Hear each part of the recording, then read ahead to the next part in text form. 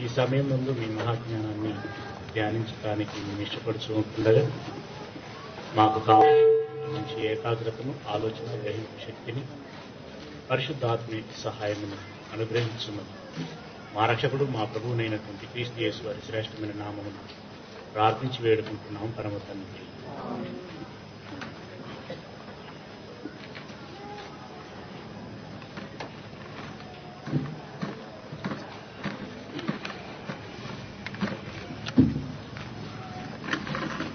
ప్రియమైనటువంటి సురారము రాజీవ్ గృహకల్ప ఈ హైదరాబాద్ పరిసర ప్రాంతాల నుండి వచ్చినటువంటి, అలాగే వరంగల్,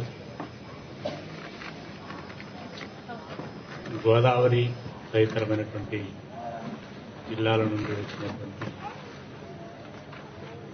సోదర సోదరీమణులకి, ఆయా సంఘస్థులకి, సంఘ పెద్దలకి, వేదిక మీద ఉన్నటువంటి దైవజనులకి, చేరి వచ్చినటువంటి ప్రియ సోదరులకి, సోదరీమణులకి, ఈ కార్యక్రమంలో పాల్పంచుకుంటున్నటువంటి ప్రతి వారికి పేరు పేరున హృదయపూర్వకమైనటువంటి వందనములు, శుభములు చెల్లిస్తూ ఉంటున్నాను. పిల్లరా, ఒక చక్కటి ఆలోచనను మనం చేయటానికి అవకాశం మనకు దొరికింది.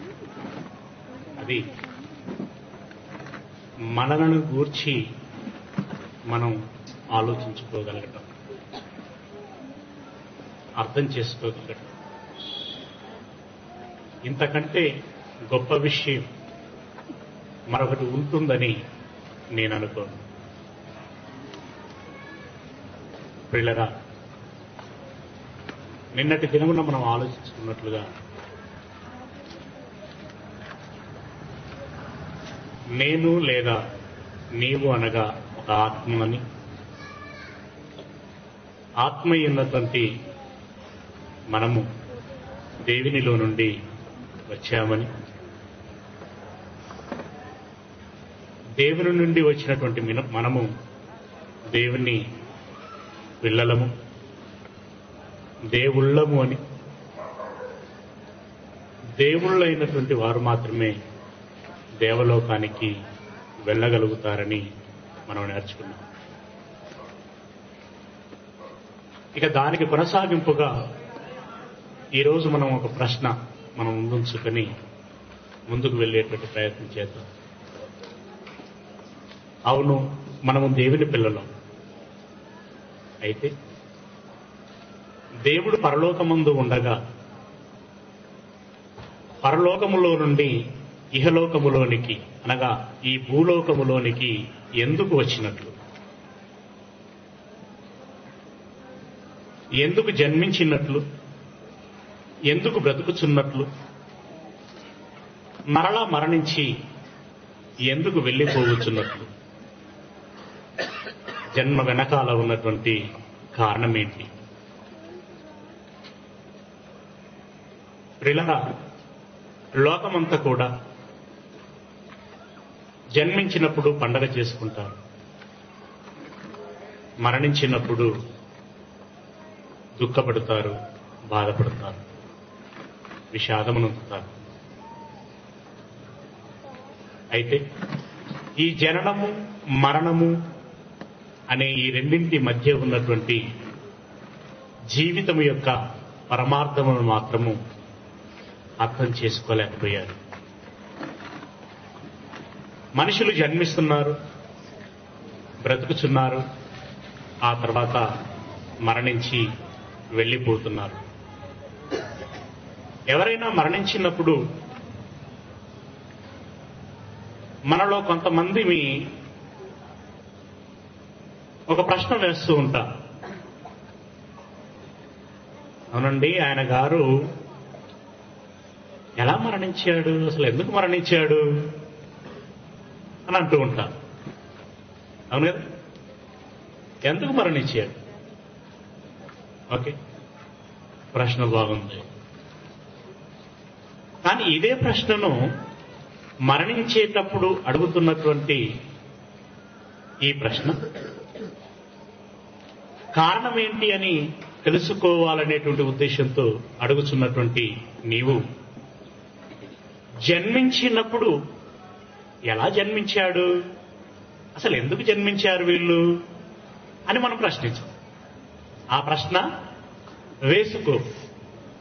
అదేంటంటే మరణించినప్పుడు ఎందుకు మరణించాడు అని అడుగుతున్నటువంటి మనము జన్మించినప్పుడు ఎందుకు జన్మించాడు అని ప్రశ్న వేసుకోవలసినటువంటి అవసరం లేదా? బాబు పుట్టాడా, పాప పుట్టిందా అని అడుగుతారు. కానీ పాపైనా బాబైనా ఎందుకు పుట్టారు అని మాత్రం అడగ. ఏంటంటే అలా అడిగితే ఇదో అపశకునపు మాట అని మనం అనుకుంటూ ఉంటాం. కాదండి, అలా అడగటం మూలంగా ఓ గొప్ప సత్యమును, ఓ మహాజ్ఞానాన్ని మనము ఆలోచించడానికి అవకాశం ఏర్పడుతుంది.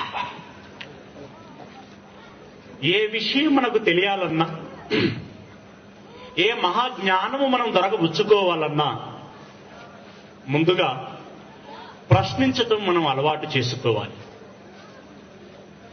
ఎవరో హేతు అడుగుచున్నారని, హేతువాదులు ఉన్నారని వారి మీద మనం విరుచుకుపడటం కాదు. హేతు దృక్పథము ఉన్నటువంటి వాడు ఒక మంచి త్రోవలో ఉన్నాడు అని తన అర్థం. వారెవరో వచ్చి మనల్ని అడగడానికంటే ముందుగా మనకు మనమే హేతువాదులముగా మారాలి. అంటే మనలను మనమే ప్రశ్నించుకోవాలి.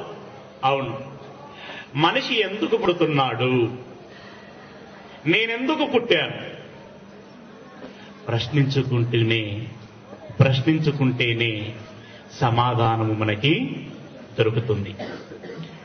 అలనాడు పక్షి ఆకాశంలో ఎలా ఎగరగలుగుతున్నది అని ప్రశ్న వేసుకోకపోతే ఈరోజు విమానము ఉండేది కాదు.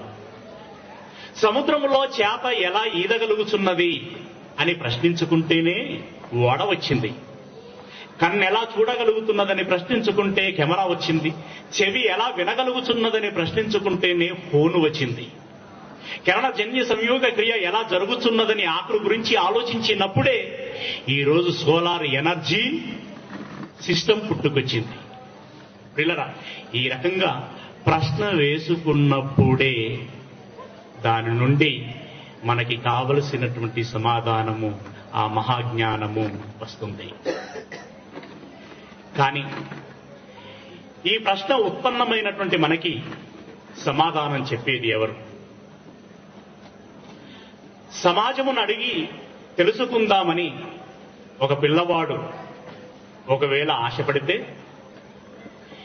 ఈ సమాజపు పరిస్థితి ఎలాగున్నది అనంటే, చూడండి పిల్లరా, ఈరోజు ఒక కుటుంబము నడవాలి అనంటే భర్త భార్య ఇద్దరు కలిసి ఉద్యోగాలు చేస్తేనే కానీ జీవించలేము అనేటువంటి పరిస్థితిలోనికి వచ్చారు. అలాంటి జీవన యానములో, ఆ పరుగు పోటీలో వారేం చేస్తున్నారు అనంటే, ఒక తల్లి తాను కన్నటువంటి కుమారుణ్ణి లేదా కుమార్తెను, తన పిల్లలని తన కౌగిటిలో తన తనివి తీరా పెంచి పెద్ద చేయలేకపోతున్నది. పాలు మరవక ముందేనండి ఎక్కడ వదిలిపెట్టి వెళ్ళిపోతున్నారో తెలుసా? పాలు మరవక ముందే బేబీ కేర్ సెంటర్లని, ప్లే స్కూళ్ళని, నర్సరీలని తదితరమైనటువంటి చోట్ల వదిలిపెట్టి వెళ్ళిపోతున్నారు. ఇక వారి ఆలన పాలన అక్కడ ఉన్నటువంటి ఆయాలు చూసుకోవటమే. అంటే ఈ తల్లిదండ్రుల యొక్క ఉద్దేశం ఎలా మారిపోయిందంటే, మేము సంపాదించాలి, వీరిని పెంచి పెద్ద చేయాలి. ఇక ఈ పిల్లలు ఏం చేయాలి? వీరు పుట్టారు గనక చదవాలి, చదివారు గనక ఉద్యోగం చేయాలి, ఉద్యోగం చేస్తున్నారు గనక సంపాదించాలి, సంపాదిస్తున్నారు గనక సుఖపడాలి, ఆ తర్వాత చావస్తే మరణించాలి అనేటువంటి ధోరణిలో ఉన్నదే తప్పితే అసలు నేనెందుకు పుట్టాను, నేనెందుకు బ్రతుకుతున్నాను, నా బ్రతుకు పరమార్థం ఏంటి, నా పిల్లలని నేను ఎలా పెంచాలి, నేను మరణించిన తర్వాత ఎక్కడికి వెళ్ళిపోతాను, ఏమైపోతాను అనేటువంటి వాస్తవికమైనటువంటి జీవితాన్ని గురించి ఆలోచించేటువంటి పరిస్థితిలో, ఆ నెమ్మదిలో ఈ ప్రపంచము లేదు ప్రియులారా. సరే, సమాజము పరిస్థితి ఇలాగున్నది అనంటే ఇక సమాజంలో కొంతమంది మేధావులు, పండితులు అనబడుచున్నటువంటి వారు కొంతమంది ఉన్నారు కదా. అవును, వారేమైనా దీనికి సమాధానం చెబుతారా అని వారిని అడిగితే వారిచ్చేటువంటి సమాధానం ఏంటో తెలుసా? పిల్లల పాఠ్య పుస్తకములో పాడుకోవటానికి బాగుంటుందని ఒక గేయాన్ని అందులో పెట్టారు, పద్యభాగ మాదిరిగా.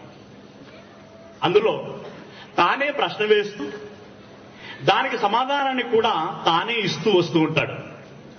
ఏమని అనంటే, మీ అందరికి బాగా తెలిసిన విషయం అది, పిల్లలకి ఇంకా బాగా తెలుసు. ఏంటట అనంటే ప్రశ్న వేస్తున్నాడు. ఏమని? ఎండలు కాసేది ఎందుకురా అని అన్నాడు. ఆయన పిల్లలందరూ ఆలోచనలో పడిపోతారు.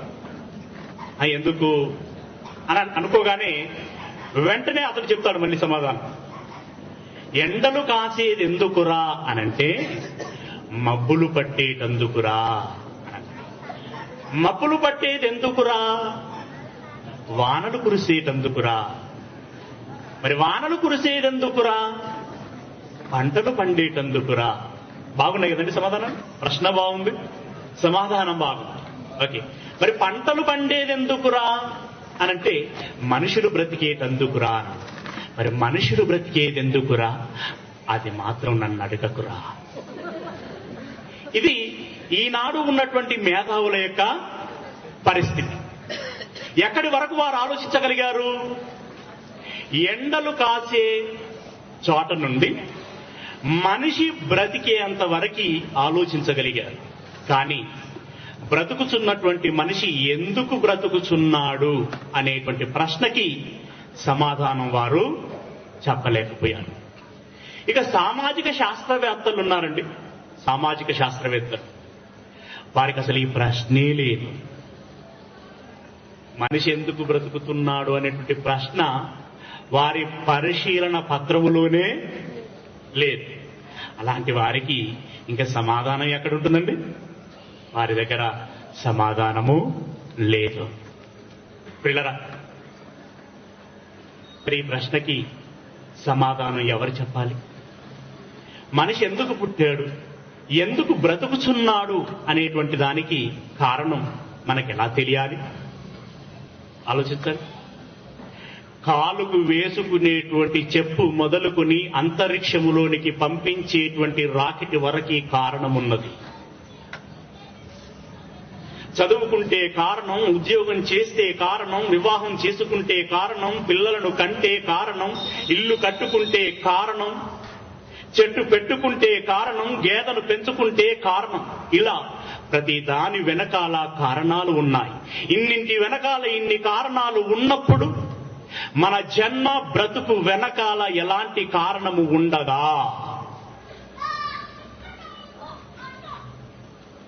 ఇన్నింటి వెనకాల ఇన్ని కారణాలు ఉన్నప్పుడు మన జన్మ బ్రతుకు వెనకాల కూడా ఏదో ఒక కారణము ఉండాలి. మరెవరు చెప్పాలి? ఎవరు చెప్పాలండి? ఎవరు చెప్పాలి? పిల్లవాడు బాలుడుగా ఉన్నప్పుడు, ఒరే నువ్వు పెద్ద అయిన తర్వాత ఏమవ్వాలనుకుంటున్నావురా అని అంటారు. వానికేం తెలుసు? వెంటనే మళ్ళీ అంటాడు, అంటే డాక్టర్ అవుతావా, పైలట్ అవుతావా, కలెక్టర్ అవుతావా, ఏమవుతావు? లేని ఆశలు వాడిలో నూరిపోస్తారండి. పుట్టిన వాణ్ణి అడుగుతున్నాడు, పెద్ద అయితే నువ్వు ఏం కావాలనుకుంటున్నావని. కానీ పుట్టించిన వాడు ఏం కావాలని జన్మనిచ్చాడో, జన్మనిచ్చిన ఆ తండ్రి యొక్క ఆలోచనలను ఇతడు తెలుసుకోలేదు, అతనికి చెప్పను లేదు. పిల్లరా, ఈ ప్రశ్నకి సమాధానం చెప్పటం మట్టి మెదడున్నటువంటి మనుషులకు ఎన్నటికి సాధ్యము కాదు. మహాలోకాలను కలగజేసి అందున మనిషి జన్మనిచ్చినటువంటి మహోన్నతుడైనటువంటి దేవదేవుడే దానిని చెప్పాలి. ప్రతి వస్తువు తయారీదారు ఆ వస్తువుకు సంబంధించినటువంటి మాన్యువల్ ని విడుదల చేస్తాడు. అందులో దానికి సంబంధించినటువంటి సమాచారము అంతా ఉంటుంది. అలాగే దేవుడు ఈ ఆకారానికి సంబంధించినటువంటి ఒక మాన్యువల్ ని విడుదల చేశాడు. దాని పేరే ఈ బైబిల్. ఈ బైబిల్ను తెరిచి చూస్తే, ప్రశ్నించి తరచి చూస్తే మనకు కావలసినటువంటి ప్రతి సమాధానము మనకు వస్తుంది. ప్రియులరా, ఏంటి మన జన్మ వెనకాల ఉన్నటువంటి కారణం ఏంటి? బైబిల్ అడగండి, సూటిగా తెరిచి చూడండి. ఎఫెసీయులకు రాసినటువంటి పత్రిక 1వ అధ్యాయం, ఎఫెసీయులకు రాసినటువంటి పత్రిక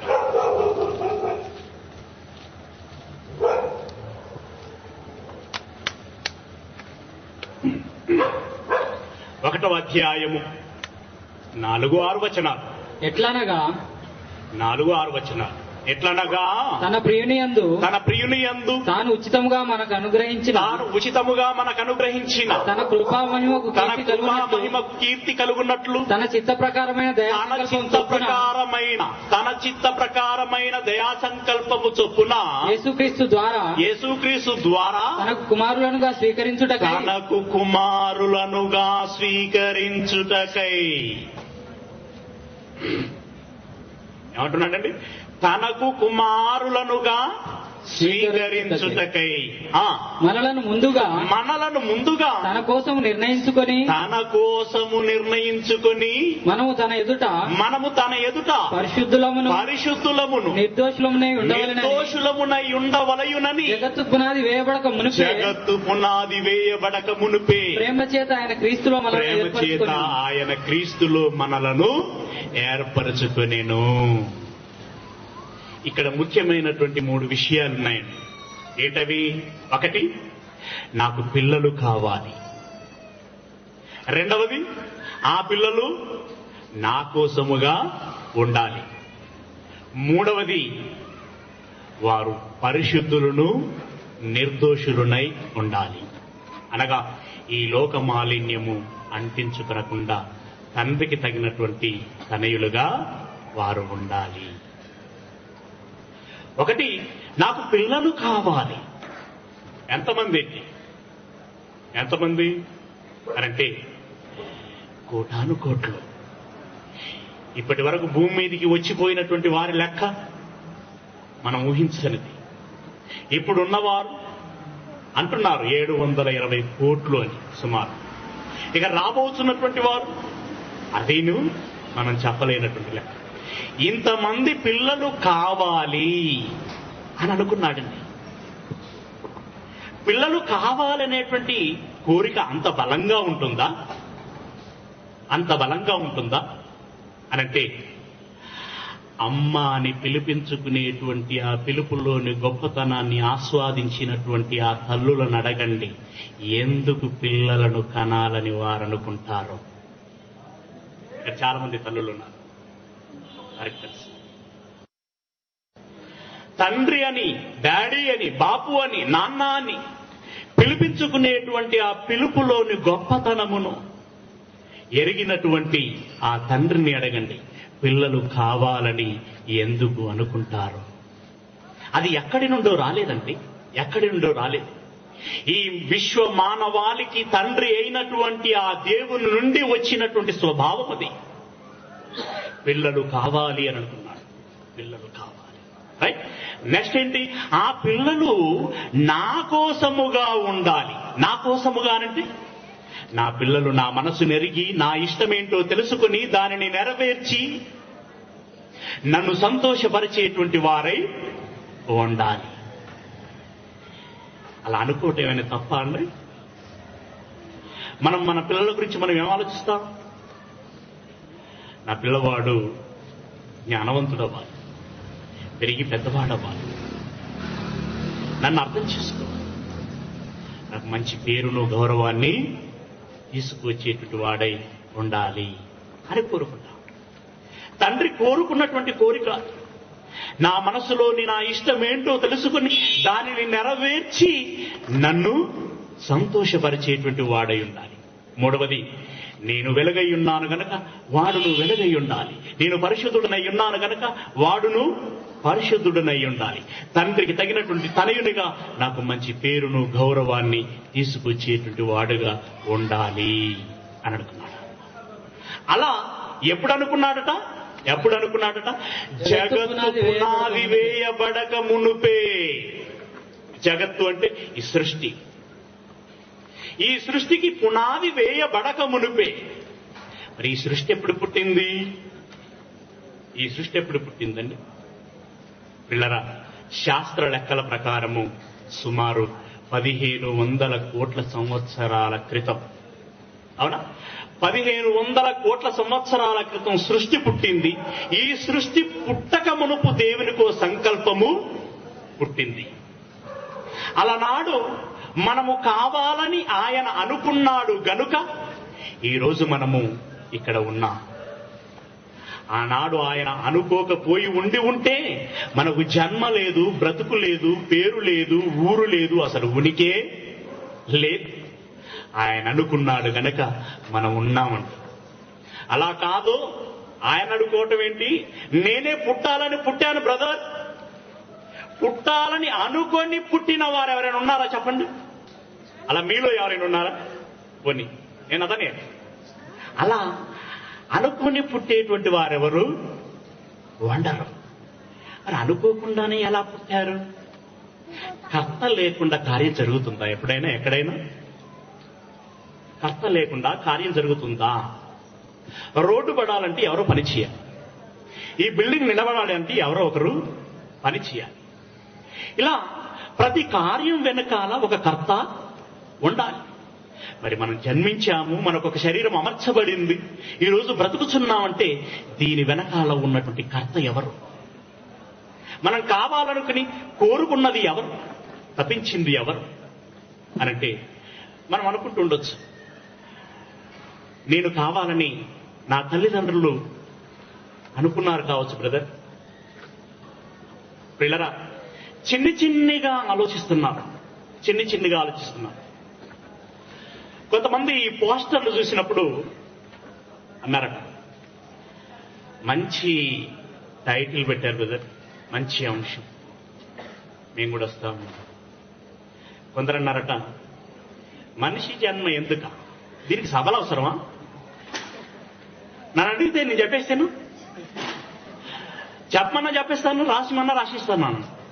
ఎవరొద్దన్నారు? మరి మనిషి జన్మ ఎందుకు ఆయన చెబుతారంటే వద్దన్నది ఎవరు? అవునా? ఇంకొక ఆయన అన్నారట, మనిషి జన్మ ఎందుకు, ఏంటి పిచ్చి ప్రశ్న, మనిషి జన్మ ఎందుకు, మనిషి ఎందుకు పుట్టాడంటే మనిషి ఎందుకు పుట్టాడు కదా, మా తాతకంటే మా నాన్న పుట్టిండు, మా నాన్నకంటే నేను పుట్టినా, ఇంక ఇందులో ఎందుకు అనంటే ఇంకేం చెప్తారు అని అన్నాడు. నీళ్ళరా, మీరు ఆలోచన ద్వారానే చూడండి. ఇంకొక పాస్టర్ గారు అన్నారంట, మనిషికి ప్రాథమికంగా మారుమని చెప్పాలి, గుడికి రమ్మని చెప్పాలి, ప్రార్థించమని చెప్పాలి, ఆరాధన చెయ్యమని చెప్పాలి. ఈ మనిషి జన్మ ఎందుకు, దేవుని మనసు ఎరిగిన పిల్లలు ఉన్నారా, ఈ 3 లోకాల మర్మాలు ఇవన్నీ అవసరమా అన్నాడట. ఏంటంటే నువ్వు ఏమీ చెప్పకుండా మారు అనంటే మారుతారండి? మారు మారు మారు మారు అని గజికు వెంబడిపడ్డట్టుగా మారు మారు అంటే నేను ఎందుకు మారాలి అని అంటాడు. అవును, అప్పుడు నీ దగ్గర ఏముండాలి? దేవుని మాట ఉండాలి, సమాధానం. కామన్ సెన్స్ లేదండి, కామన్ సెన్స్ లేదు మాట్లాడేటువంటి వారికి. ప్రియులారా, మనలో ఎవరిమిని పుట్టాలని అనుకొని పుట్టిన వాళ్ళము కాదు. మరి అమ్మా నాన్నలు అనుకున్నారా అంటే అనుకుంటారండి వాళ్ళు. నేను అనుకున్నా పిల్లలు కావాలి అని. కానీ అనుకున్న ప్రతి దంపతులు పిల్లలను కనగలరా అంటే వివాహమై 5-10 సంవత్సరాలు గడిచినా పిల్లలు లేనటువంటి వారు ఎంతో మంది ఈ సమాజంలో ఉన్నారు. మరి వారికి లేదా పిల్లలను కనాలని ఉన్నది. అయినా వారెందుకు పిల్లలను కనలేకపోయారు అంటే పిల్లలను కనాలని కోరిక ఉన్నంత మాత్రమున వారు పిల్లలను కనలేరు. పిల్లరా, మీ అందరికీ వ్యవసాయము అంటే ఎంతో కొంత మీకు తెలుసు అని నేను అనుకుంటున్నాను. ఒక రైతు దుక్కిని దున్ని చాలు తోలి విత్తనం వేస్తున్నాడు. గొర్రు నడిపించి తోలి ఇంటికి వచ్చి ఇక ఎదురు చూస్తూ ఉంటాడు 3-6 రోజులు. పొలం యొద్దకు వెళ్ళి చూస్తాడు, మొలిచిందా లేదా. మొలిస్తే సంతోషపడతాడు, మొలవకపోతే బాధపడతాడు. ఒకవేళ మొలవకపోతే తాను చేసేది ఏంటండి? ఏం చేస్తాడు ఆయన? చేసేదేమి లేదు, మళ్ళీ ప్రయత్నించటం. మళ్ళీ ప్రయత్నించటం. మరి ఈ రైతు విత్తేటువంటి విత్తనమునకు మొక్కను ఇచ్చేది ఎవరు? ఇది రెండో ప్రశ్న. ఈ ప్రశ్న వేసి బైబిల్ అడగండి. కొరింథీయులో రాసినటువంటి మొదటి పత్రిక 15వ అధ్యాయము 37వ వచనము నుండి. కొరింథీయులో రాసినటువంటి మొదటి పత్రిక 15వ అధ్యాయము 37వ వచనములో నుండి. నీవు విత్తుదానిని చూడగా అది గోధుమ గింజ అయినను సరే మరి ఏ గింజ అయినను సరే వట్టి గింజనే విత్తుచున్నావు గాని వట్టి గింజనే విత్తుచున్నావు సోదరా, వట్టి గింజనే విత్తుచున్నావు. వట్టి గింజనే విత్తుచున్నావు కానీ పుట్టబోవు శరీరమును విత్తుటలేదు. పుట్టబోయేటువంటి మొక్కను నీవు విత్తటము లేదు. అయితే దేవుడే తన చిత్త ప్రకారము నీవు విత్తినటువంటి విత్తనమునకు శరీరం ఇచ్చును, మొక్కను ఇచ్చును. దేవుడే నీవు విత్తినటువంటి విత్తనమునకు మొక్కను ఇచ్చును. మరియు ప్రతి విత్తనమునకును దాని శరీరం ఇచ్చుచున్నాడు. ప్రతి విత్తనమునకును దాని శరీరమును ఇచ్చుచున్నాడు. నువ్వు బొబ్బరి గింజ విత్తావా, బొబ్బరి మొక్కే వస్తుంది. మొక్కజొన్న విత్తనం విత్తావా, మొక్కజొన్న వస్తుంది. కాటన్ అయితే కాటన్. ఇలా ఏ విత్తనము విత్తితే ఆ విత్తనానికి సంబంధించినటువంటి మొక్కే వస్తుంది. నీవు విత్తుదానిని చూడగా వట్టి గింజనే విత్తుచున్నావు. అయితే దేవుడే తన చిత్త ప్రకారముగా నీవు విత్తినటువంటి విత్తనమునకు శరీరమును ఇచ్చును. ఏంటంటే ఇక్కడ బోటనీ చెప్తున్నాడా, అనాటమీ చెబుతున్నాడా? ఏం చెబుతున్నాడు? ప్రియులారా, వృక్ష శాస్త్రమును చెప్పి మానవ శరీర నిర్మాణ శాస్త్రమును అర్థం చేయించాలని దేవుడు తపిస్తున్నాడు. అవును కదా? విత్తినటువంటి విత్తనానికి మొక్కను ఇచ్చేది దేవుడే.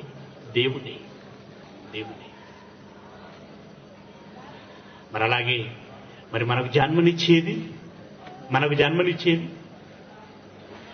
నిన్నటి దినము నేను మీకు చెప్పాను, ప్రియులారా, మీరు నా అక్కలు లాంటి వారు, నా తల్లులు లాంటి వారు. నా తల్లుల వయసులో ఉన్నారు, మీరు నా అక్కల వయసులో ఉన్నారు, నా చెల్లెళ్ళ వయసులో ఉన్నారు.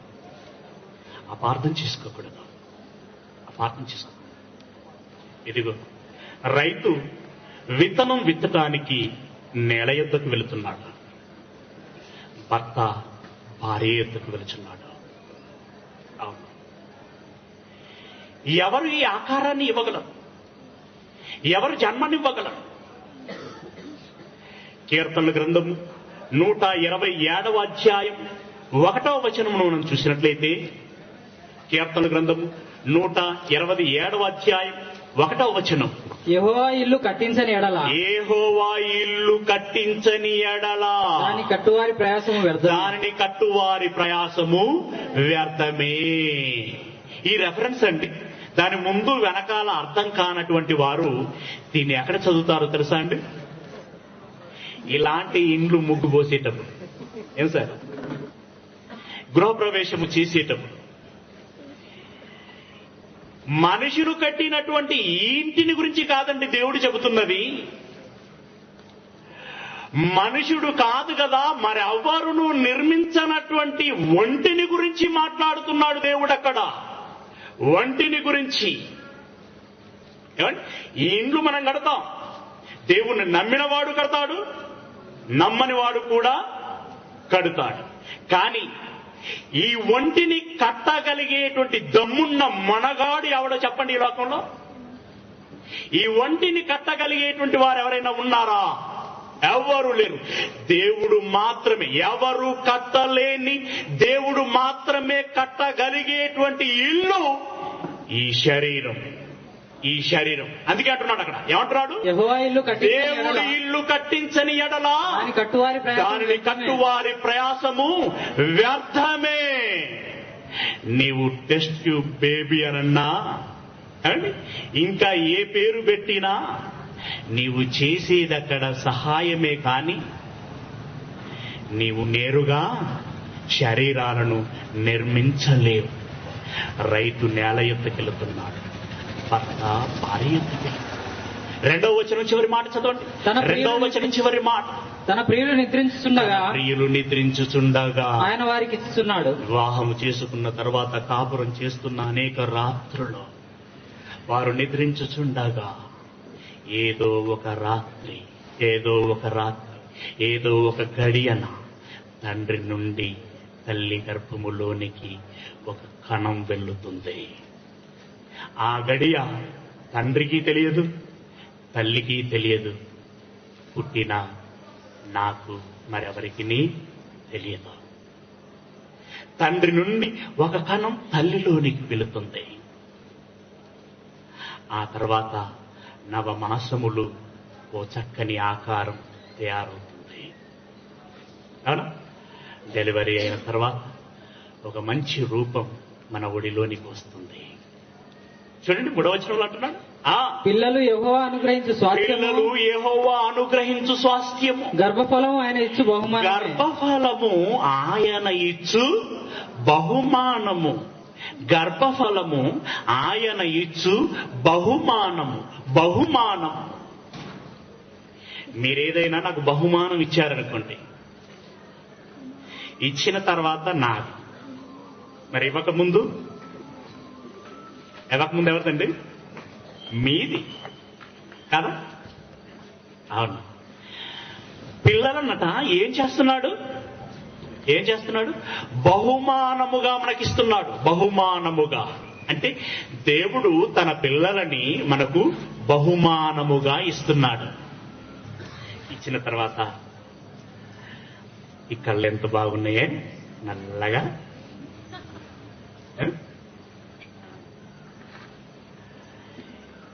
చేతులు చూసావా, కోమలంగా ఉన్నాయి. చర్మం ఎంత మృదువుగా ఉందో,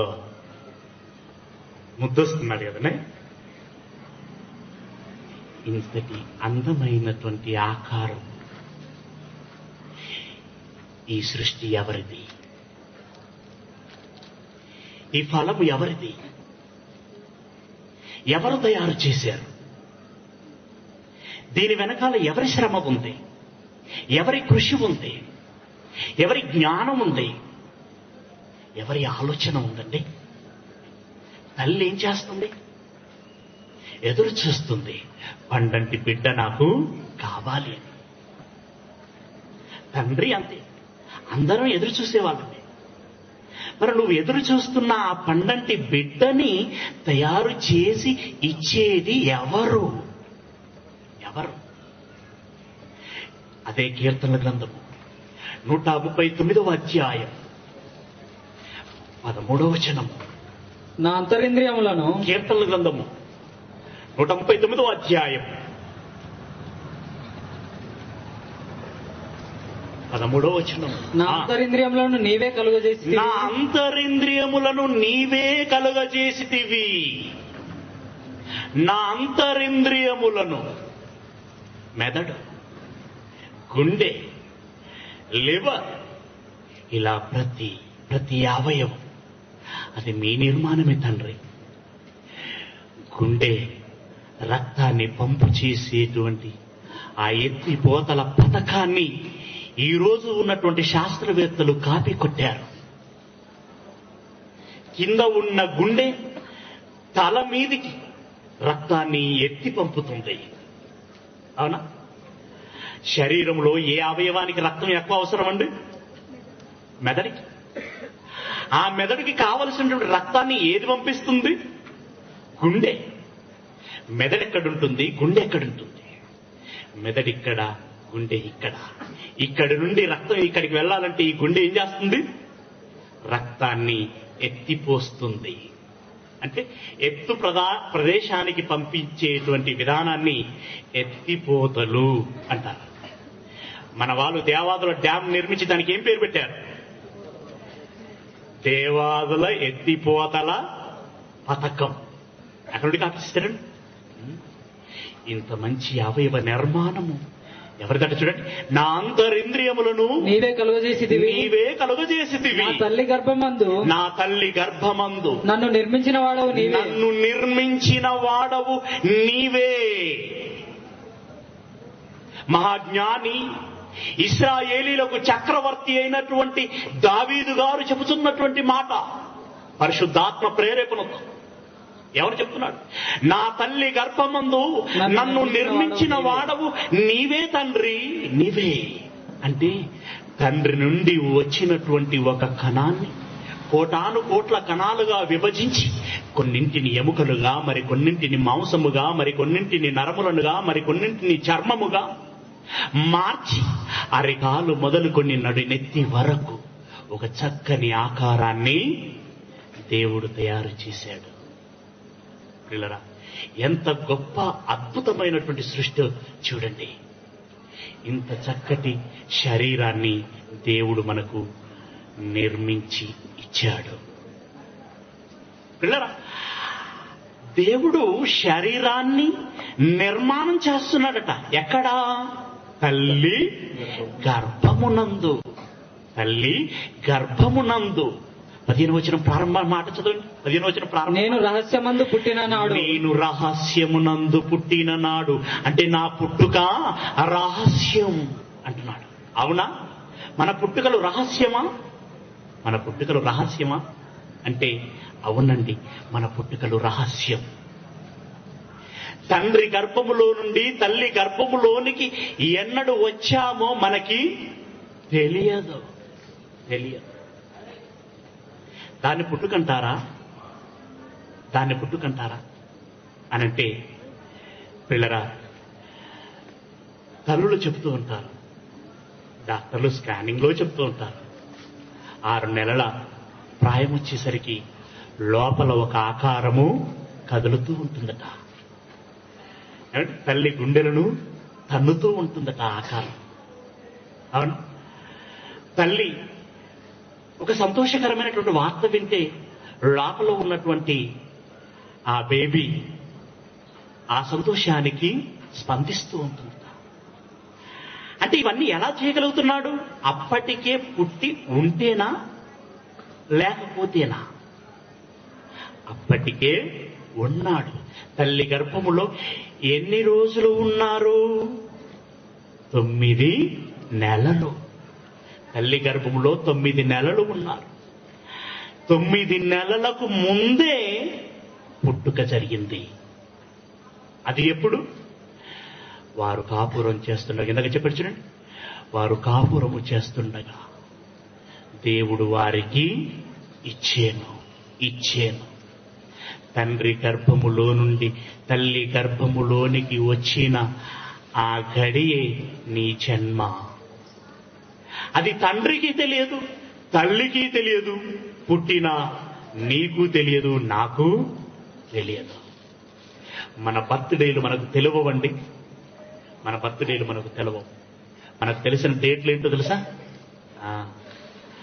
మనము తల్లి గర్భములో నుండి భూమి మీదికి వచ్చిన దినమున డాక్టర్ పుట్టిన ఆ పాపకి ఒక బిళ్ళ కలిగిస్తాడు.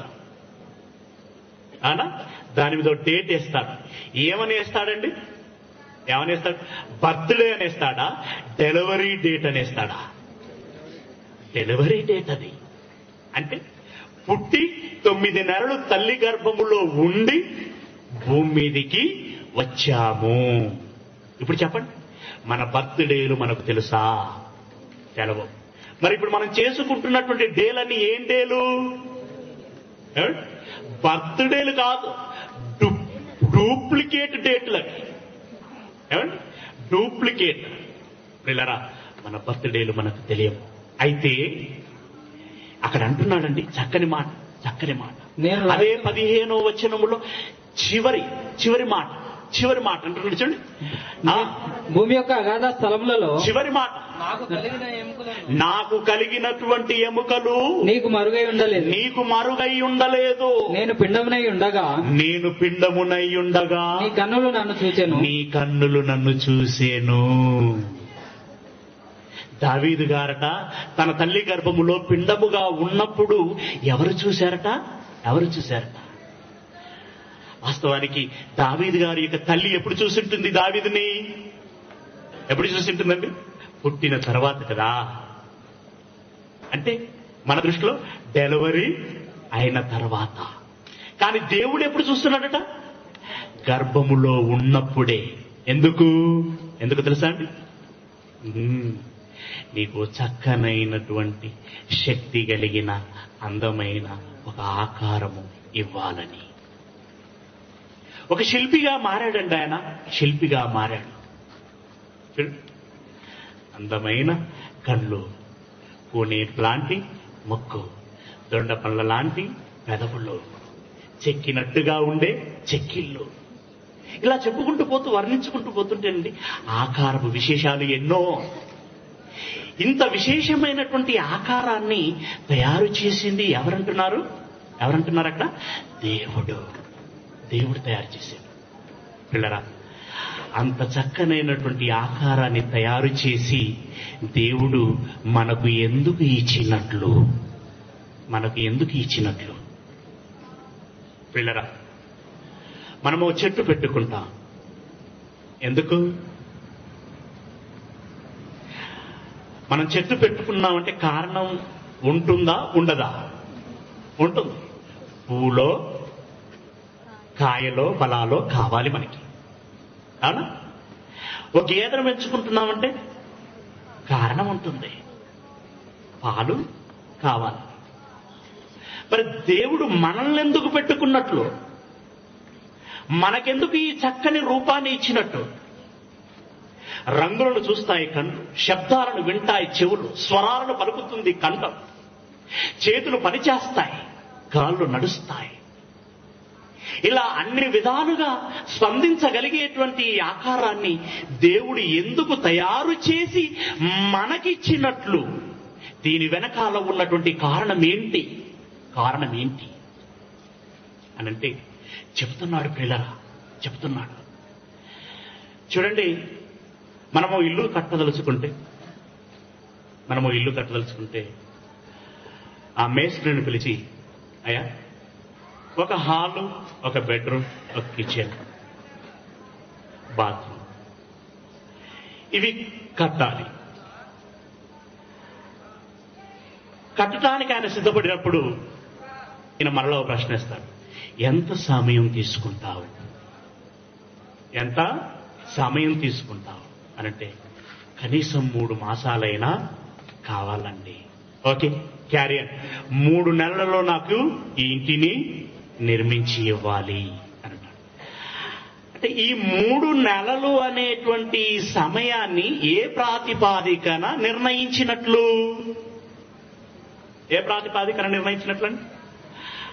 ఆ ఇంటిని కట్టడానికి పట్టే సమయాన్ని బట్టి ఈ సమయాన్ని ఏర్పాటు చేశారు, నిర్ణయించారు. అవును, అలాగే ప్రియులరా, దేవుడు ఈ చక్కని రూపాన్ని మనకి ఇచ్చి ఈ లోకములోనికి పంపుతూ ఒక మతలబును చెబుతున్నాడు. ఏంటో చూడండి, ఆ 16వ వచనంలోనే, 16వ వచనములో, నియమింపబడినటువంటి దినములలో ఒకటైనను కాకమునుపే నా దినములన్నీయు నీ గ్రంథములో లిఖితములాయెను. ఏమంటున్నాడండి? నియమింపబడినటువంటి దినములు.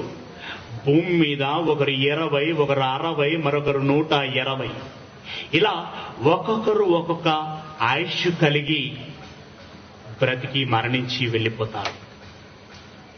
ఇదేంటి? ఒకరు 20 బ్రతకటం ఏంటి, ఒకరు 30 బ్రతకటం ఏంటి, ఒకరు 60 బ్రతకటం ఏంటి, ఒకరు 70, 80, 100, ఇలా ఒక్కొక్కరు ఒక్కొక్క ఆయుష్ కలిగి మరణించి వెళ్ళిపోవటము జరుగుతుంది. ఇది ఏ ప్రకారముగా, ఏ ప్రాతిపాదికన జరుగుతుంది? కొన్ని సందర్భాలలో తండ్రి బ్రతికుండగానే కుమారుడు మరణించి వెళ్ళిపోతాడు. ఇదేంటి? తండ్రి ఎక్కువ సంవత్సరాలు బ్రతకటం ఏంటి, కుమారుడు తక్కువ సంవత్సరాలే బ్రతికి వెళ్ళిపోవటం ఏంటి? ఇది ఏ ప్రాతిపాదికన ఈ సమయము నిర్ణయించటం జరుగుతుంది? పిల్లరా, ఏమంటున్నాడు? నియమింపబడినటువంటి దినములలో ఒకటైనను కాకమునుపే నా దినములన్నీ నీ గ్రంథములో లిఖితములాయెను. నా కోసము మీరు కేటాయించినటువంటి ఆయుష్లో ఒకటి కూడా నేను అనుభవించక మునుపే, అంటే ఇంకా నేను నా తల్లి గర్భములో నుండి బయటకు రాక మునుపే నేను ఎన్ని సంవత్సరాలు బ్రతకాలి అనేటువంటి సమయాన్ని మీరు నిర్ణయించారు తండ్రి అని అంటున్నాడు. మనం తల్లి గర్భములో ఉన్నప్పుడే భూమి మీద ఎన్ని సంవత్సరాలు బ్రతకాలి అనేటువంటి సమయాన్ని నిర్ణయిస్తున్నాడట.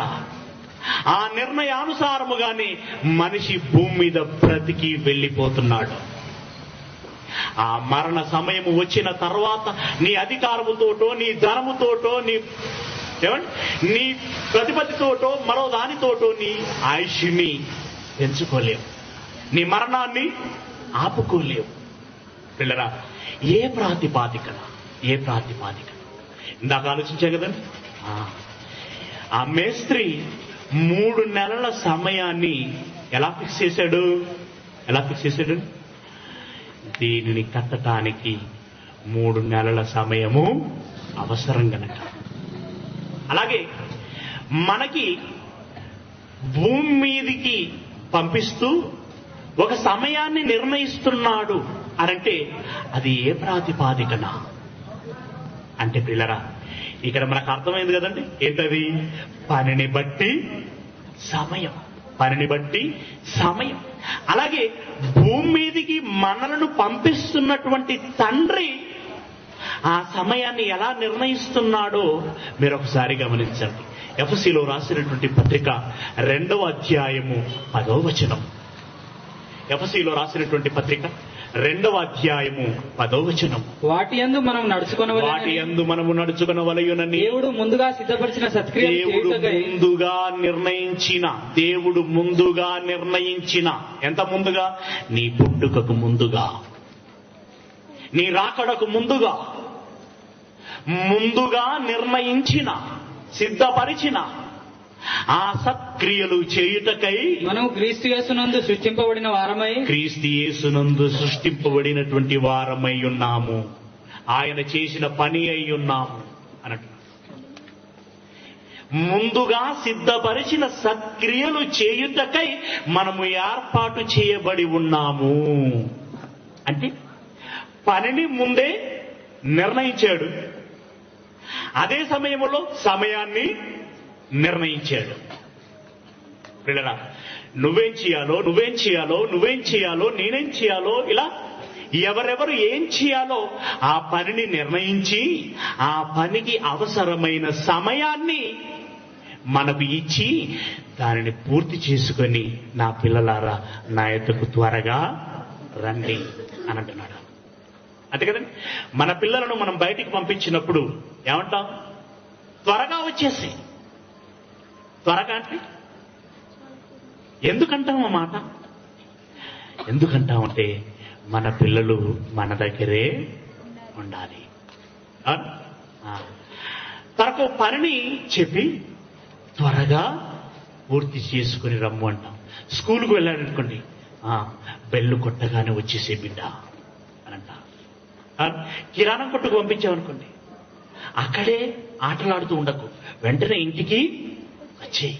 ఎందుకంటే నీ పిల్లలు ఎక్కడో ఉంటే నువ్వు తట్టుకోలేవు. అలాగే దేవుడు ఈ భూమి మీదికి ఒక పనిని నిర్ణయించి పంపిస్తూ దానిని పూర్తి చేసుకొని త్వరగా తిరిగి రండి. ఇంతకీ ఏంటా పని? మోషే గారికి ఒక పనిని అప్పగించాడు. ఏం పనిది? ఇశ్రాయేలీలని ఐగుప్తు నుండి కానాకు నడిపించాలి. ఆయనకి మరి ఆ కానాలోనికి నడిపించడానికి పట్టే సమయం ఎంత? దానిని బట్టి తనకి దినములను నిర్ణయించాడు.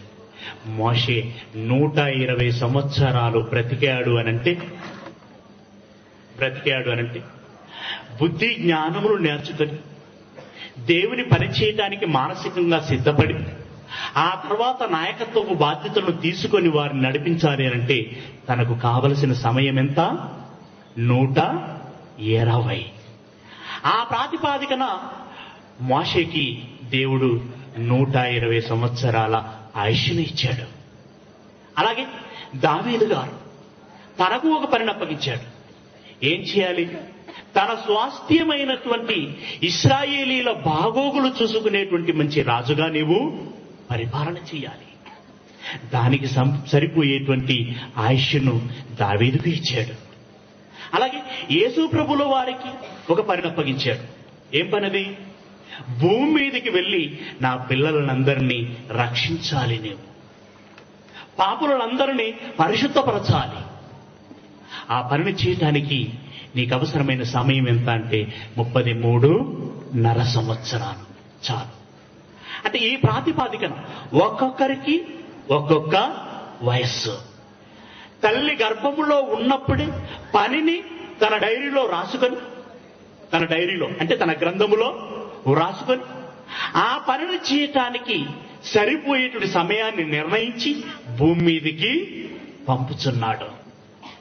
పిల్లరా, మరి మోషేను గురించి రాసుకున్న దేవుడు, దావీదును గురించి రాసుకున్నటువంటి దేవుడు, యేసు ప్రభువును గురించి రాసుకున్నటువంటి దేవుడు మనలను గురించి రాసుకోడా అంటే రాసుకుంటాడండి. ఈరోజు మనకున్న పని ఏంటో తెలుసా? మనకున్న పని ఏంటి? పిల్లరా, ఒక్కొక్క తరంలో ఒక్కొక్క పని చెప్పుకుంటూ వచ్చాడు. రైట్. ఇప్పుడు దేవుని కోరిక ఏంటి? దేవుని ఇష్టం ఏంటి? ఇప్పుడు మన నుండి దేవుడు ఏం ఆశిస్తున్నాడు? చూస్తారా? ఒకసారి చూడండి. తిమోతికి రాసినటువంటి మొదటి పత్రిక 2వ అధ్యాయం 4వ వచనం. తిమోతికి రాసినటువంటి మొదటి పత్రిక 2వ అధ్యాయం 4వ వచనం. మనుషులందరూ రక్షణ పొందాలి. జన్మ కారణమును ఎరగక, బ్రతుకు పరమార్థమును గుర్తించక, తనకు తోచిన, తనకిష్టమైన తన శరీర కోరికలను బట్టి వాటిని తీర్చుకోవటానికి ఏది సక్రమమో ఏది అక్రమమో తెలియక చేయకూడనటువంటి ప్రతి తప్పును చేసి పాపిగా మారిపోయి ఒక ముసలివాడు కాటికి దగ్గరైనట్లుగా పాపం చేసిన ప్రతివాడు నరకములోనికి దగ్గరవుతున్నాడు. అలాంటి నా పిల్లలు మరణిస్తే ఒక తండ్రిగా నేను తట్టుకోలేను. నా హృదయ ఆవేదన నేను మీకు విషదపరుస్తున్నాను. అలాంటి నా పిల్లలను రక్షించేటువంటి నాదుడు కావాలి. ఆ పని ఎవరు చేయాలి? మీలో ఎవరు చేస్తారు? ఇంకా ఏమంటున్నాడు? మనుషులందరూ రక్షించబడి సత్యమును గూర్చిన అనుభవ జ్ఞానము కలిగిన వారై ఉండాలి. సత్యమనగా దగ్గర చదువుకున్నాం. సత్యమనగా వాక్యం, వాక్యమనగా దేవుని మాట. ఆ మాట దేవుని మనస్సులో నుండి వచ్చిన మాట. అంటే ఈ ప్రజలకి దేవుని మనస్సు తెలియాలి. దేవుడు ఏం కోరుకుంటున్నాడు అని. దేవుడు ఏం కోరుకుంటున్నాడు? నా పిల్లలు ఎవరో మరణించకూడదు. వారు మరణించకూడదు అంటే షడ్రక్, నువ్వు వెళ్తావా? దావీదు, నా బిడ్డ, నువ్వు వెళతావా? ఎస్తేరు, నా కుమార్తె, నువ్వు వెళతావా? మరియా, నువ్వు వెళతావా? వెళ్ళి నువ్వేం చేయాలో తెలుసా బిడ్డ? నువ్వేం చేయాలో తెలుసా? నీ జీవిత కాలంలో నువ్వు చేయవలసినటువంటి గొప్ప పని ఏంటంటే, ఇదిగో, ఎవరికైతే నా మనసు తెలియదో, ఎవరికైతే నా ఆలోచన తెలియదో, ఎవరైతే దారి కానక నరకములోనికి జారిపోతున్నారో వారికి నా మనసులోని మాట చెప్పాలి. నా హృదయ ఆవేదన తెలియచేయాలి. వారి జన్మ కారణం ఏంటో వారికి చెప్పాలి. వారు చేస్తున్న పొరపాటు ఏంటో వారికి తెలియచేయాలి. వారికి జరుగుతున్న నష్టం ఏంటో వారికి అర్థం చేయించాలి. అలా అన్ని వారికి చెప్పి వారి మనసును మార్చి నరకం నుండి తప్పించి నా చెంతకు చేర్చాలి. అప్పుడు నేను వారిని నా పిల్లలారా అని పిలుచుకుంటాను. వారు నన్ను నా తండ్రి అని పిలిస్తే మురిసిపోతాను. నాతో పాటు వారితో పాటు నేను కలకాలం నిత్యము వాసం చేస్తాం. ఈ పని చేయటానికి మీరు వెళతారా? వెళ్ళాలి. మీరు వెళ్ళాలి. ఇప్పుడు మనకు చెబుతున్నటువంటి పని ఏంటో తెలుసా?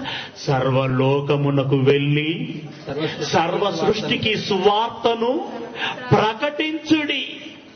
ఇది మన అందరికీ దేవుడు మూకుమ్మడిగా అప్పగించిన పని. శిష్యులకు చెబుతూ, అపోస్తలులకు చెబుతూ, మీరు సర్వలోకమునకు వెళ్ళి సర్వ సృష్టికి సువార్తను ప్రకటించుడి. మీరు ఎవరికైతే ఈ మాటలు చెబుతున్నారో, ఏ ఆజ్ఞలైతే మీకు ఆజ్ఞాపించాను వాటిని వారును గైకొనవలయునని వారికి చెప్పుడి. అంటే మీ వలనే వారు కూడా నా మాటలని, క్రీస్తుని గురించినటువంటి వార్తలని, సువార్తని వారికి ప్రకటించాలి, జనాలకి ప్రకటించాలని వారికి చెప్పండి.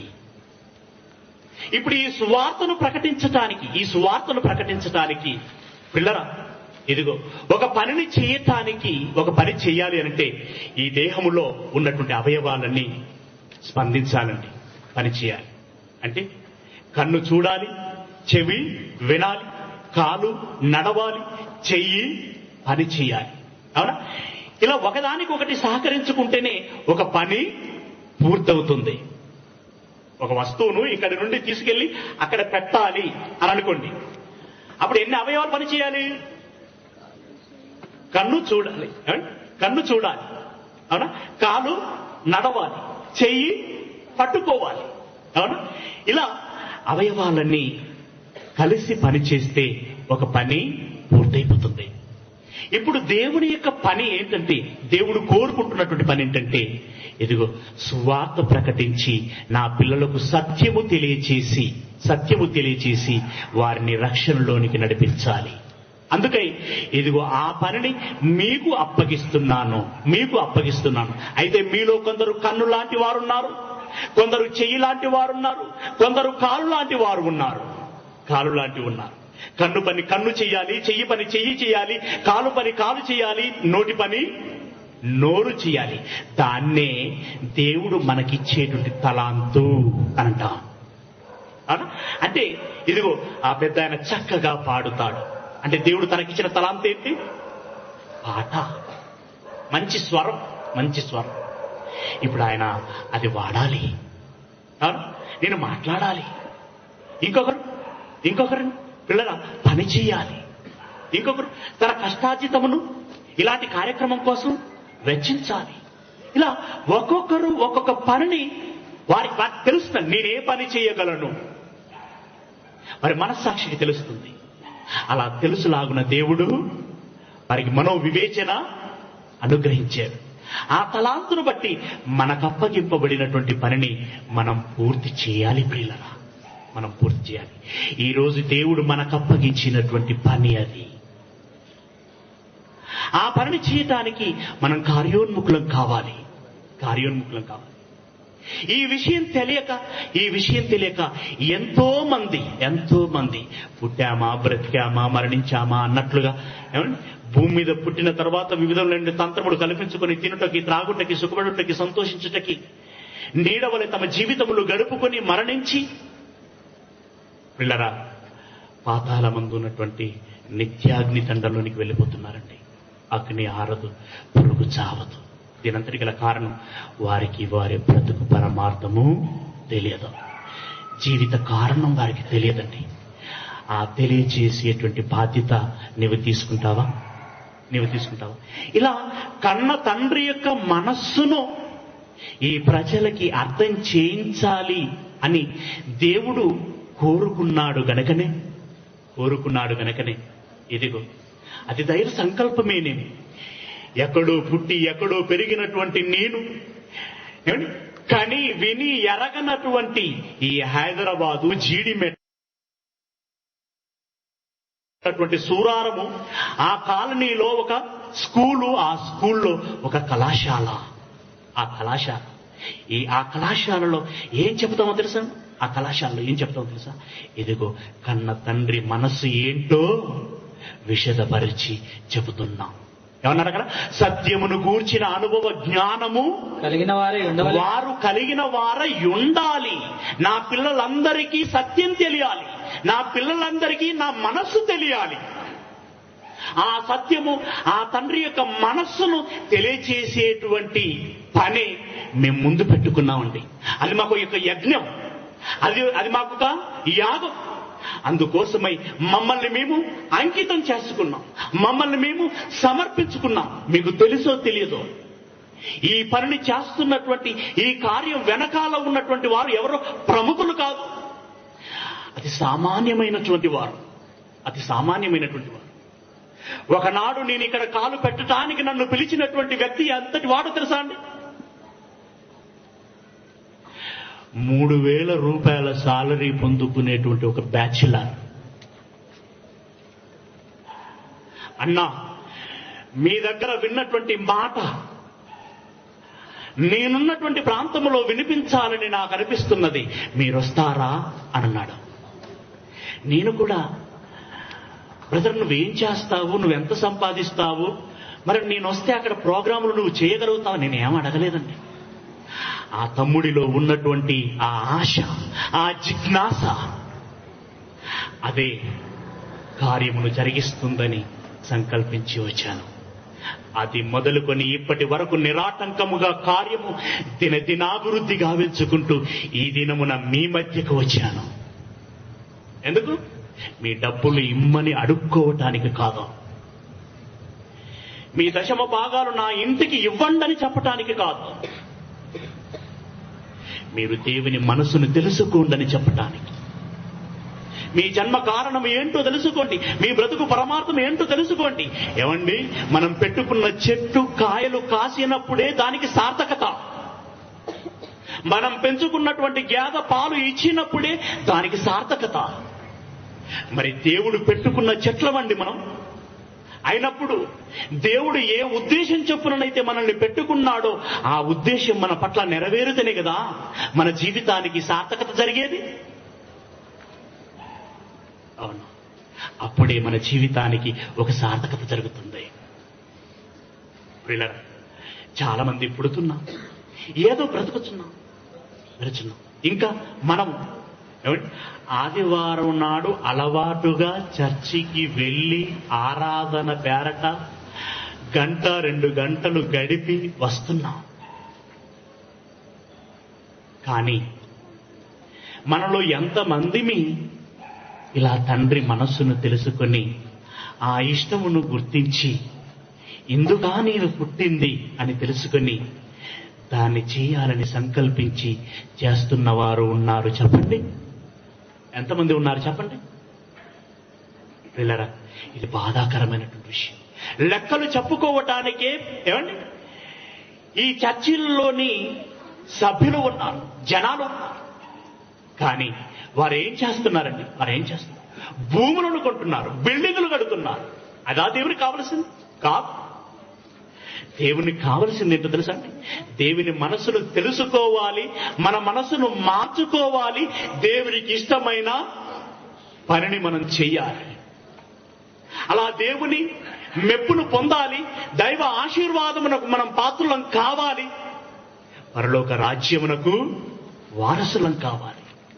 అదండి ఇప్పుడు మన జీవిత ధ్యేయం, ఇప్పుడు మన ముందున్నటువంటి లక్ష్యం. అది మీరు కార్యోన్ముఖులు కండి. మీ సమయాన్ని మీరు వృధా చేసుకోకండి. ఈ రాత్రి నుండి మీరు ఆలోచించండి, ఏం చేయాలో ప్రశ్నించుకోండి. వెంటనే దేవుడు మీకు వివేచన అనుగ్రహిస్తాడు. 2000 సంవత్సరాల క్రితం యేసు క్రీస్తు అనేటువంటి ఒక మహాప్రభు ఈ లోకములో పుట్టిన తర్వాత తాను వేసుకున్నటువంటి ప్రశ్న, తాను ఆలోచించినటువంటి ఆలోచన, వెంటనే తాను ఇచ్చుకున్నటువంటి సమాధానం ఏంటో తెలుసా? అది చదివితే ఈనాడు మనకు స్ఫూర్తి కలగాలి. హెబ్రీలో రాసిన పత్రిక 10వ అధ్యాయం 5వ వచనం. ఆయన ఈ లోకమునందు ప్రవేశించినప్పుడు ఇలాగూ చెప్పుచున్నాడు. హెబ్రీలో రాసిన పత్రిక 10వ అధ్యాయం 5వ వచనం. ఆయన ఈ లోకమందు ప్రవేశించినప్పుడు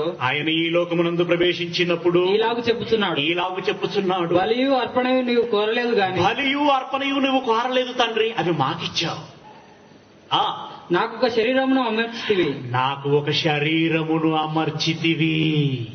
ఏమంటున్నాడు? నాకు ఒక శరీరమును అమర్చితివి. మీ శరీరాలండి, మీ శరీరాలు అవి దేవుడు అమర్చినవి. మీకు నచ్చేసారా? అద్దంలో మిమ్మల్ని మీరు చూసుకుని వచ్చేసారా? మీరు చూసుకున్న దేహం దేవుడు అమర్చింది, దేవుడిచ్చిన దేహం అది. మరి దేవుడిచ్చిన దేహం ఎవరి కోసం వాడబడితే న్యాయం చెప్పండి? మన ఇంటి గేద పక్కింటికి వెళ్ళి పాలిచ్చేస్తే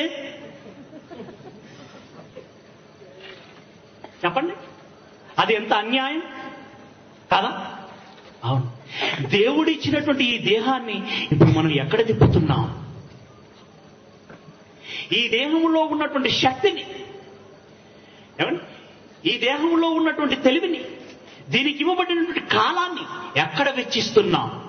ఉద్యోగాలంటూ, వ్యాపారాలంటూ, నేను అంటూ, నా కుటుంబం అంటూ, మన ఇష్టము కోసము, మన సుఖం కోసము, మన సంతోషము కోసము దాన్ని వాడుకుంటున్నాం కదా. అందుకేనా దేవుడిచ్చింది? అందుకేనా? కాదు సుమా, కాదు. దానికో సంకల్పం ఉంది. దేవుడిచ్చిన దేహం దేవుని కోసం వాడబడాలి, మిగిలితే నువ్వు వాడుకో. దేవుడు చెప్పిన పనిని చేసిన తర్వాత మిగిలిన సమయాన్ని వాడుకో, పర్వాలేదు. ప్రభు అంటున్నాడు, చూడు ఏమంటున్నాడు? నాకు ఒక శరీరమును అమర్చితివి, పూర్ణ హోమములను, పాప పరిహారార్థ బలులను నీకు ఇష్టమైనవి కావు తండ్రి. అప్పుడు ఉన్నవి మాకే, పండ్లున్నవి మాకే, వాసనలు మాకే, రంగులు మాకే, రుచులు మాకే. దేవుడు అన్నాడు, ఉన్నవన్నీ మీకు బిడ్డ, ఉన్నవన్నీ మీకు. కానీ ఒక విషయం మర్చిపోవద్దురా, మీరు మాత్రం నాకు. ఈ లోకంలో ఏది నాకు అవసరం లేదు, అవన్నీ మీకోసమే చేశాను, మీకు ఇచ్చాను. తినండి, తాగండి, అనుభవించండి, బ్రతకండి. కానీ బ్రతుకుచున్న బ్రతుకు నా కోసం బ్రతకండి, నా కోసం బ్రతకండి. లేకుంటే అన్యాయస్తులుగా చరిత్రలో మిగిలిపోతారు, చరిత్రహీనులవుతారు. అన్యాయస్తులని నేను విడిచిపెట్టను. ప్రతి దానికి లెక్క అడుగుతాను. నీ ఒంటికి అమర్చిన అవయవాల విలువ ఎంతో తెలుసా? అమెరికాలో నుండి ఒక హోటల్ ఉంది. ఆ హోటల్లో ఒక ఎంప్లాయర్ ఉన్నాడు. ఆయన డ్యూటీ ఏంటంటే వంటలు వండిన తర్వాత అవి రుచిగా ఉన్నవా లేవా అని వాసన చూసి చెప్పాలి. ఆయన డ్యూటీ అది. అందుకు గాను ఆయన నెలకు పొందుకునే వేతనం కోట్లలో వేతనాన్ని పొందుకుంటాడు. అలా కోట్లు సంపాదిస్తున్న తనకి ఒక దినాన ఉన్నటువంటి ఆలోచన వచ్చింది. ఏమని అంటే, నా ముక్కుతో ఇంత సంపాదిస్తున్నాను కదా, ఒకవేళ ఈ ముక్కుకి ఏమన్నా అయితే వెంటనే ఆయనకు ఒక ఆలోచన స్ఫురించింది. ఇన్సూరెన్స్ కంపెనీ వాళ్ళను ఆశ్రయించాడు. ఏమండి, నా ముక్కుతోటి ఇంత సంపాదిస్తున్నాను పర్ మంత్, మరి ఇప్పుడు మీరు లెక్కలు కట్టి దీనికి ఎంత ఇన్సూరెన్స్ ఇస్తారో చెప్పండి అన్నాడు. వీళ్ళరా 70,000 రూపాయలకి ఇన్సూరెన్స్ చేశారు వాళ్ళు. అంటే ఇప్పుడు ముక్కు విలువ ఎంత? వాసన చూసే ముక్కు విలువే 70,000 కోట్ల రూపాయలైతే మరి రుచి చూసే నాలుక విలువ, కంటి విలువ, పంటి విలువ, చెయ్యి విలువ, కాలు విలువ లెక్కలు కట్టగలవా? క్యాలిక్యులేటర్లు పేలిపోతాయి. క్యాలిక్యులేటర్లు పేలిపోతాయి. మరి ఈ శరీరము బ్రతకడానికి ఇచ్చాడే ఈ ప్రకృతిని. సూర్యుని వెలుతురికి, వేడిమికి ఏ వెల కడతాం? గాలికి ఏ వెల కడతాం? నీరుకి ఏ వెల కడతాం? రంగులకి, రుచులకి, వీటన్నిటికీ ఏ వెల కడతాం? కట్టలేవు. పిల్లరా, ఇంత వెలకట్టలేనటువంటి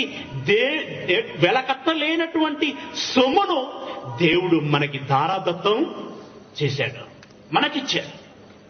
మరి తాను అనుభవించినటువంటి మనము తేరగా తిని త్రాగి నిద్రపోయి ఇటు బొర్రి అటు బొర్రి ఆ తర్వాత చచ్చిపోయి వచ్చాను దేవా అనంటే ఏమంటాడు? రా బిడ్డ రా అనంటాడా? ఏమంటాడు? వస్తా. నీ రికార్డుది, నీకు పెట్టినటువంటి పెట్టుబడి ఎంత చూడు, ఎంత పెట్టుబడి, దానికి గాను నీ నుండి నాకు వచ్చిన ప్రతిఫలము ఎంత? మైనస్ చేయి బిడ్డ, మైనస్ చేయి. ఏం మిగులుతుంది? పెట్టిన పెట్టుబడే మిగులుతుంది, చేసింది ఏమీ లేదు. ఇలాంటి వాణ్ణి ఏం చేయాలి? అన్యాయస్తులు దేవుని రాజ్యమునకు వారసులు కారు. మరి వీళ్ళు ఎక్కడికి వెళ్ళాలి?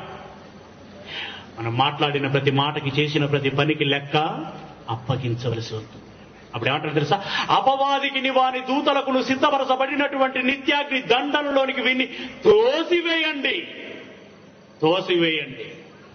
నిర్ద్వందంగా ఒక దినమున ఆ శబ్దం మనం వినవలసి వస్తుంది, దేవుడు చెప్పవలసి వస్తుంది. పిల్లరా, ఆ పరిస్థితి మనకు రాకూడదు. ప్రభు అంటున్నాడు, నాకు ఒక శరీరమును అమర్చితివి, కిందికెళ్ళిపో.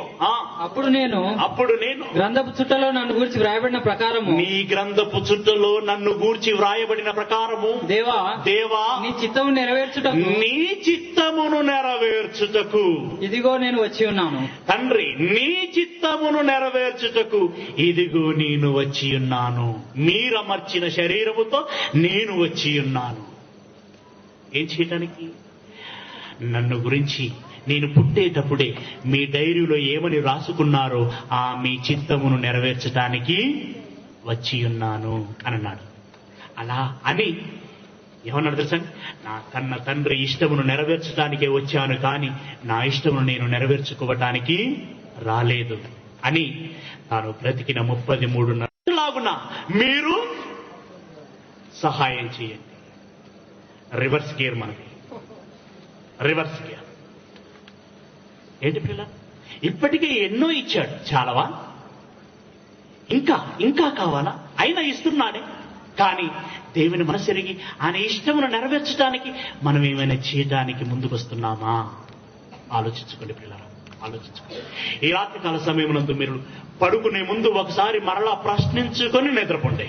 దయచేసి, నేనెందుకు పుట్టాను? నా జీవిత పరమార్థం ఏంటి? నాకెందుకు ఈ ఆయుష్నిచ్చాడు? ఎప్పుడు నా బ్రతుకుకు సార్థకమవుతుంది? ఎప్పుడు సార్థకత? ఆ తర్వాత కను మూస్తే ఎక్కడికి వెళ్ళిపోతాను? పాతాళమందున్న అగ్నిలోనిక, నా కన్న తండ్రి ఉన్న పరలోకంలోనిక?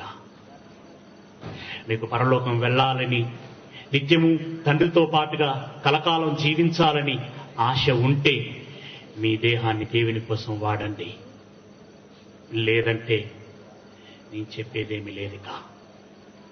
కానీ మీరు అలా చేయాలని, దేవుని ఇష్టమును తెలుసుకొని ఆ ఇష్టమును నెరవేర్చడానికి కార్యోన్ముఖులు అవుతారని, ఆ విధంగా దేవుని ఇష్టాన్ని నెరవేర్చి దేవుని మెప్పును పొందుకొని దేవ ఆశీర్వాదానికి పాత్రులై నిత్య జీవానికి వారసులు అవుతారని ఆశిస్తూ ముగిస్తున్నాను. ప్రియులారా, ప్రార్థన చేసుకుందాం. మా తండ్రి, మరొకసారి మీ పాదముల కొందనాలు చెల్లిస్తూ ఉంటున్నాను.